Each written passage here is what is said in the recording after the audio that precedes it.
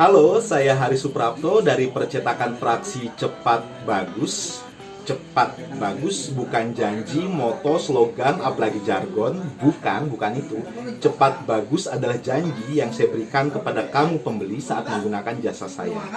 Video ini adalah tutorial cara setting DPI atau PPI pada Adobe Photoshop agar hasil cetaknya optimal dan kamu mudah saat mendesainnya. Sebelum saya tunjukkan cara settingnya, saya mau jelaskan dulu apa itu DPI dan PPI. DPI adalah kependekan, adalah singkatan dari dot per inch. Kalau PPI adalah singkatan dari pixel per inch, yaitu jumlah titik dalam satu area 1 inci kali 1 inci, atau kalau dalam sentimeter 2,5 kali 2,5. Jadi ada berapa jumlah titik dalam ukuran tersebut? Titik warnanya. Kalau kurang, kalau terlalu sedikit, gambarnya akan pecah. Kalau banyak, hasilnya bagus. Tapi kalau terlalu banyak, nanti malah susah mengoperasikan laptop atau komputernya karena berat sekali. Oke, langsung saya tunjukkan. Oke, pengaturan atau setting DPI atau PPI. Biar lebih mudah, saya jadiin PPI aja deh.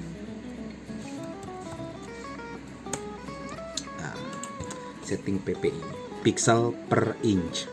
Nah, yang pertama mau saya bahas adalah letak pengaturannya. Ada di mana dia nih? Nah, letak pengaturannya itu kalau kamu buka file, kalau kamu klik file terus kamu klik new, nah akan muncul seperti ini. Letak PPI itu ada di sini. Nah, ini. Atau kalau kamu sudah posisi begini nih, sudah terbuka ininya dokumennya, kamu ke image, kemudian image size. Nah, ini di sini resolusinya. PPI-nya ada di sini. Atau kalau shortcutnya yaitu Ctrl Alt I. Nah, Ctrl Alt I. Itu. Lalu berikutnya adalah ini. Setting PPI pada kertas A4.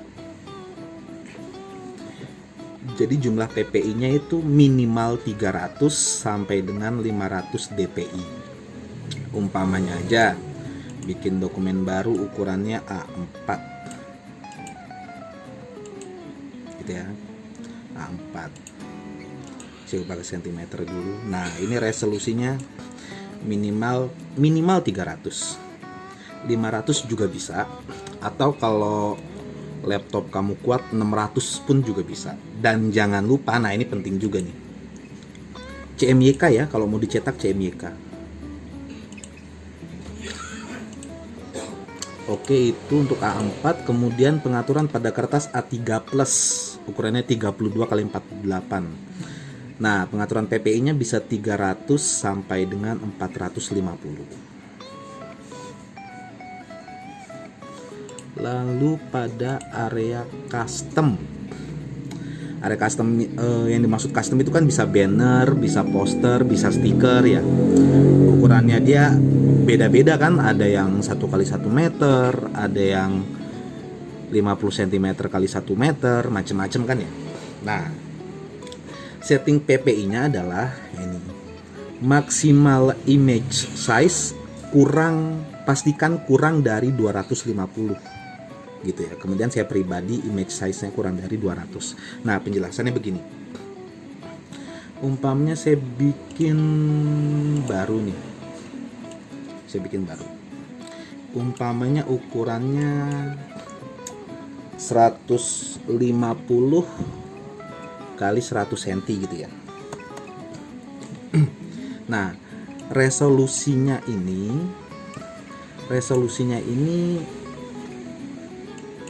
umpamanya saya bikin 150 PPI-nya.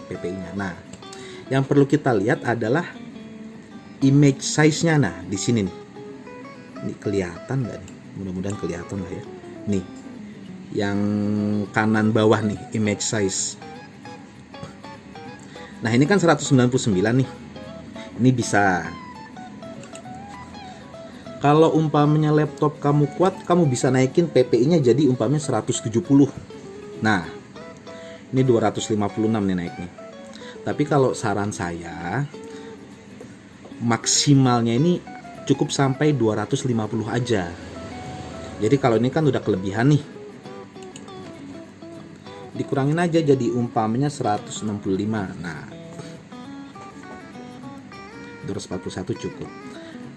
Apa alasannya? Karena gini, kalau si image size-nya ini gede sampai 250, laptop atau komputer kita itu berat buat ngoperasiinnya.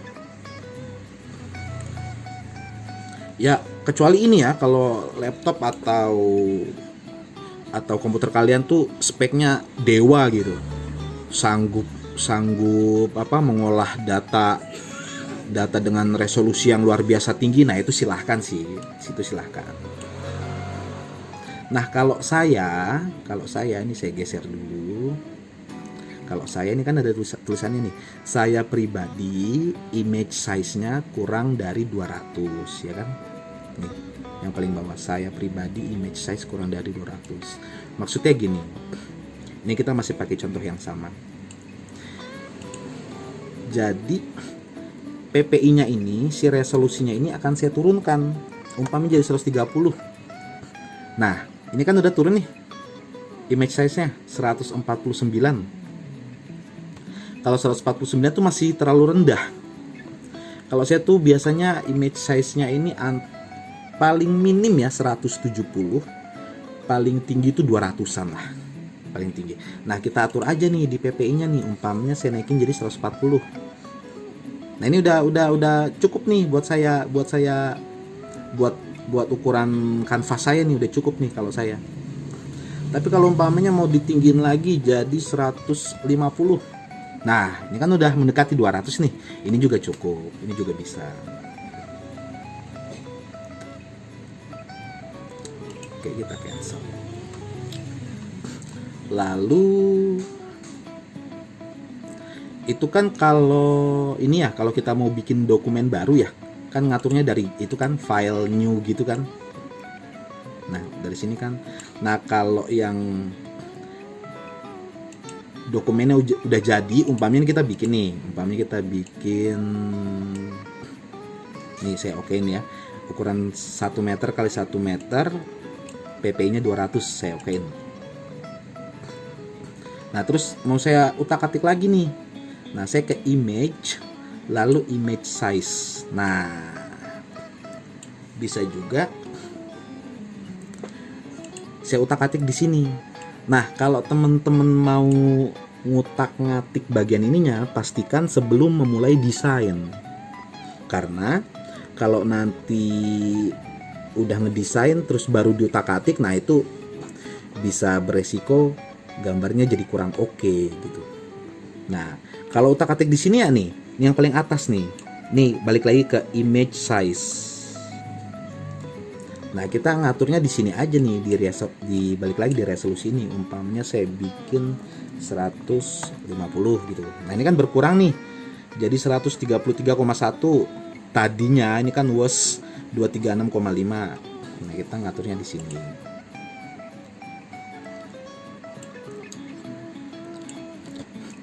Oke, kemudian gini. Apa kaitannya antara PPI yang optimal dengan hasil cetak? Jadi gini, kita juga harus bicara mesin yang nantinya akan mencetak. Mesinnya ini mampu nggak mencetak dengan resolusi tinggi, itu satu. Kemudian kalaupun mesinnya mampu, pertanyaan berikutnya adalah operatornya mau nggak? Pemilik mesinnya mau nggak mencetak dengan resolusi setinggi itu? Karena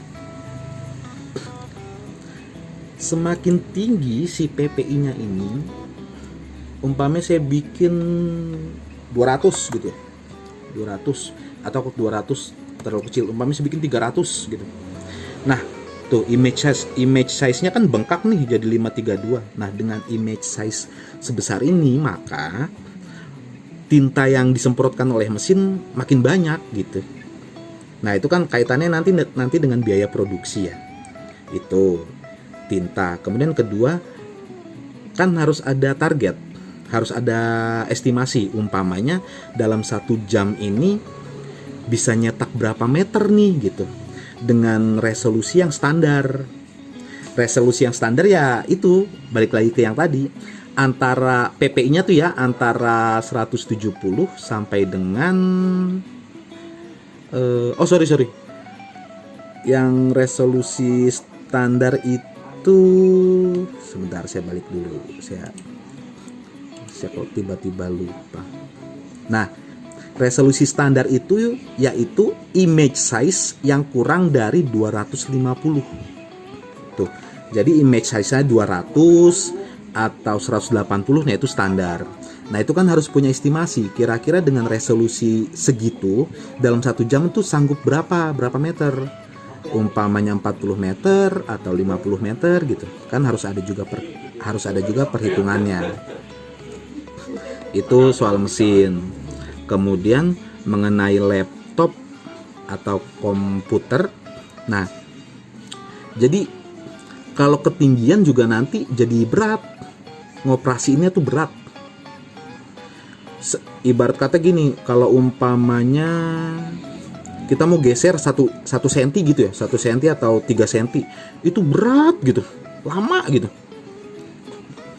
Nah, tapi juga kalau PPI-nya kekecilan kan enteng tuh, geser-gesernya enteng, tapi ya jadi kurang bagus hasilnya gitu. Jadi ya kalau teman-teman mau menggunakan patokan seperti yang saya jelaskan ini, monggo silahkan. Itu ya. Kemudian berikutnya gini, saya sering juga dapat file yang ukurannya tuh gede banget. Kenapa gede? Karena gitu. Karena umpamanya dia bikin banner umpamanya ukuran 1 meter kali 2 meter gitu ya umpamanya. 1 meter kali 2 meter. Terus dibikin, nah ini kita contohin aja. Umpamanya lebarnya 3 meter deh. Lebarnya 3 meter, tingginya 1 meter. Terus PPI-nya ini dibikin jadi 300. Tuh. Lihat image size-nya. 1,56 G. Ini gede banget gitu, terlalu gede. Dan kalau umpamanya teman-teman spek komputer teman-teman nih dewa banget deh, sanggup gitu ya, sanggup bikin desain dengan resolusi setinggi ini pun nanti saat dicetak akan kita turunin teman-teman. Jadi nanti saat kita cetak PP-nya tuh kita turunin, balik lagi ke yang patokan yang tadi saya bilang, paling diturunin jadi 100 berapa paling? Tuh, paling jadi 140 atau 120 atau 110. Kita turunin jadi segini karena tuh image size-nya masih mencukupi gitu. Hasilnya pun sama-sama aja antara file yang gedenya luar biasa dengan file yang nggak terlalu gede tapi dengan settingan yang tepat, hasilnya sama, nggak jauh beda gitu, nggak jauh beda. Itu kasusnya kalau yang filenya gede banget ya. Tapi yang lebih sering lagi adalah ya saya dapat file yang ukurannya tuh kecilnya luar biasa gitu, kecil banget. Ini saya contohin. Saya tuh sering dapat nih stiker nih, biasanya stiker nih. Umpamanya dia stikernya itu ukuran 10 kali 10 cm ya umpamanya. Nah, PPI-nya dia ini ngikutin standar PPI-nya ini loh. Di internet. Di internet itu kan PPI-nya 72. Tuh. 10 kali 10 cm dengan PPI standar internet yaitu 72, itu ukuran file cuma segini nih, 312K. Ini file dengan ukuran segini kalau hanya kita lihat di laptop atau di handphone atau di sosmed, IG, Facebook, ini hasilnya bagus. Tapi kalau dicetak, waduh, pecah-pecah teman-teman hasilnya tuh. Nah, kalau yang ukurannya kecil-kecil begini, pastikan resolusi minimalnya 300.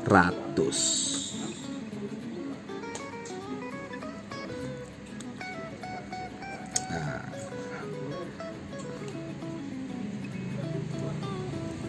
lalu apa lagi ya? Ya, untuk sementara itu sih ya teman-teman ya. Ini sesuatu yang banyak orang pikir nggak penting gitu, tapi nanti kelihatan banget beda hasilnya saat sudah dicetak gitu. Nah, kalau Corel Draw atau Adobe Illustrator, nah itu beda lagi ceritanya tuh. Kalau dia kan vektor ya, kalau dia mah bebas-bebas aja tuh. Oke teman-teman, kira-kira seperti itu ya tutorial setting PPI. Mudah-mudahan bermanfaat bagi yang ingin mencoba desain grafis gitu. Mudah-mudahan bermanfaat. Terima kasih. Terima kasih buat yang sudah nonton video ini sampai habis. Semoga bermanfaat. Untuk video selanjutnya saya akan membuat tutorial bagaimana caranya membuat pelang nama akrilik seperti ini. Dari yang sebelumnya hanya lembaran bening, akrilik seperti ini. Nantikan video-video saya selanjutnya. Saya Haris Suprapto dari Percetakan Praksi Cepat Bagus. Terima kasih.